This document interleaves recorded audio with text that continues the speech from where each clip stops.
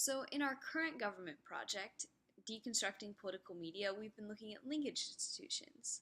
So basically what a linkage institution is, it's what connects the public to the government. So basically, this consists of elections, because that allows us to interact with the government, and it also consists of political parties, and it consists of interest groups and the media.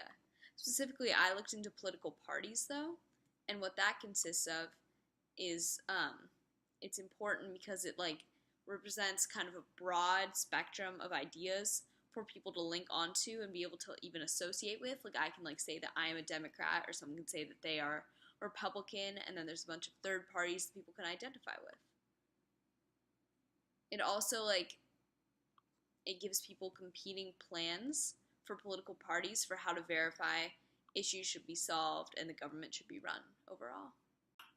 Furthermore, we were all assigned in groups specific issues to look closer at. So I was assigned the Black Lives Matter movement, and since I'm looking through the point of view of candidates and political parties, I chose to look at Hillary Clinton and Dr. Ben Carson. So the way that I'm going to be analyzing their arguments is I'm going to look at their point of view and their purpose, their word choice, and I'm going to look at their reasoning overall and see if there's any logical fallacies within it. So first off, I will be analyzing the argument of Dr. Ben Carson on the Black Lives Matter movement. The first question I'll be answering is the message one-sided, or does it include alternative points of view?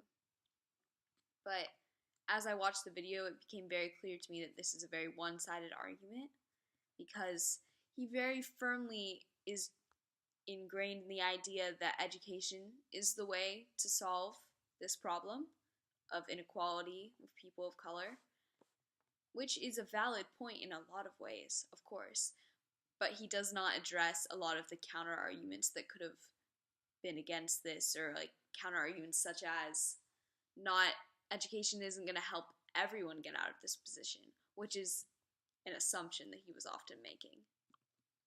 The next question that I will be answering is, how does the author speaker talk about this particular topic? So he talks about this issue in a very delicate, very personal way, because it does hit very close to home with him, because he talks about how he grew up in a family that was not very well off. He grew up in a bad neighborhood. He saw his relatives get hurt severely in front of him, I think even killed once.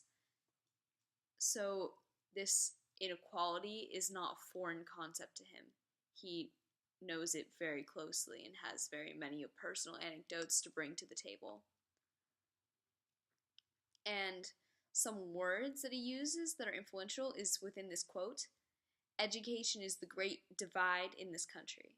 So I think it's interesting to look at his use of the word divide, because clearly when you think of the word divide, it's usually a negative concept, and it usually brings negative connotations. And I think that's the tone that this word elicits. And it just shows that he very strongly believes that education is the divide. Education is what can separate people from being in a bad situation to being in a good situation. And background information, the reason why he feels this way is because in his own family, that is what brought him, he says, out of his bad circumstances. So some alternatives that the author could have used is that instead of using these words, he could have used more outside evidence and used more specifics within this specific argument that would have furthered his point more than a personal anecdote, and using words like these that are more broad. So Dr. Ben Carson's main claim is that education is the segue out of the amount of discrimination that is occurring in the US.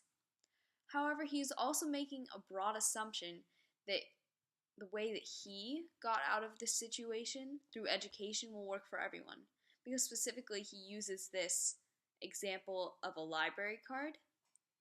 In the context, his mother got them a library card, and that represents how education saved them from their bad state. But saying this, he's basically bringing forth this example and saying that it applies to everyone in this situation, which is an assumption you can't make. Furthermore, this is a fallacy that he's making, a fallacy in his argument, because it is a broad generalization to say that a library card is going to bring everyone out of the discrimination that's happening in the U.S. Lastly, for Dr. Ben Carson, the type of support that the author presents is mostly personal experiences and personal anecdotes to back up his opinions. So now I'll be looking at Hillary Clinton's point of view and analyzing her argument on the Black Lives Matter movement. First off, to look at her qualifications, Hillary Clinton was the First Lady. Furthermore, specifically within the context of the Black Lives Matter movement, she funded the Violent Crime Act. She was like a big supporter of it, and she also did vote for it. And a lot of people use that against her because that has led to a lot more people than there used to be in prison, and a lot of those people being African American people and people of color. So her position on this issue is that she supports the Black Lives Matter movement, but furthermore she believes that it's really not entirely something that we can put the burden on of the president, because it's really something that holistically all Americans have to come together and, despite the cliche, be the change that we want to inflict. It's not just something that we can put in the hands of the president, as she states. We need to really empower Americans to want to fix this issue too, and to actually take a stand in it.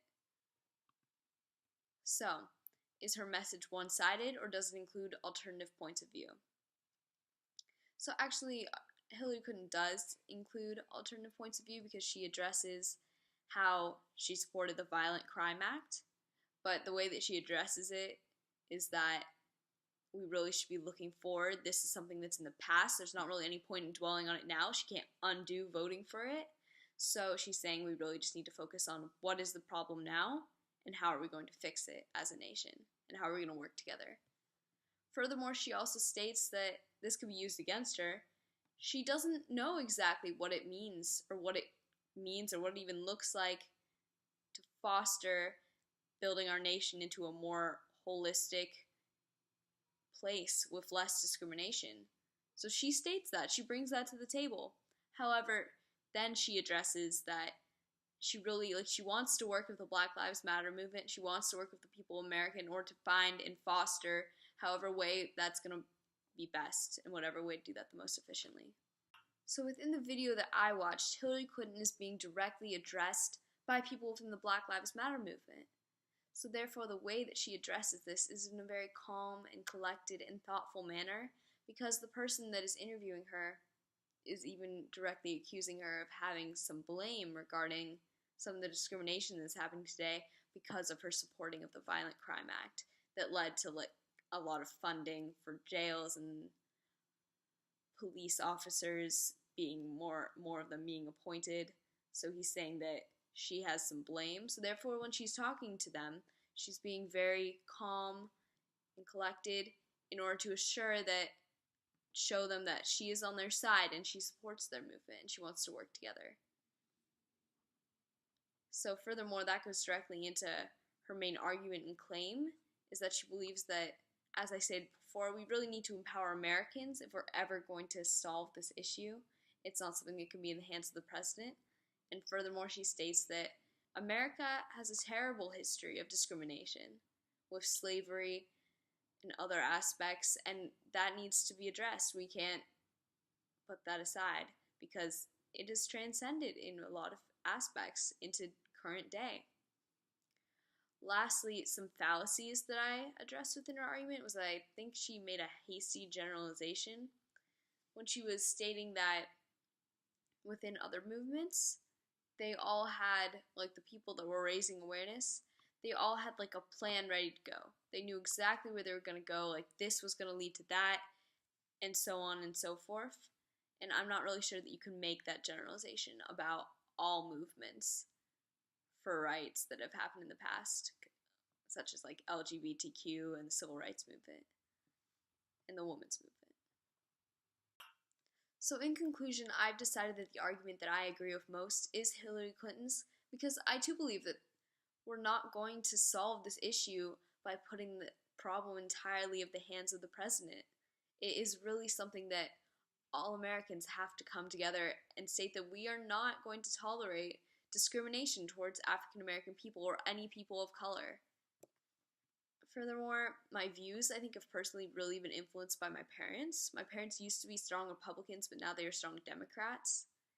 Furthermore, I think, like, myself being in the place where I've grown up, it's a pretty diverse culture where we live, and I think that's really, like, influenced my views, because obviously I think discrimination is a terrible thing, like anyone else would, but in some places, maybe within other states in the US, when people and cultures are more divided amongst regions, people might feel differently, and it could influence their views.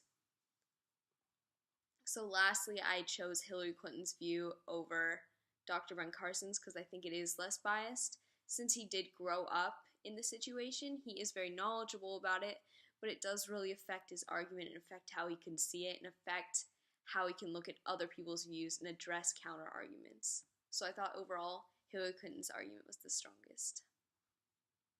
Thank you.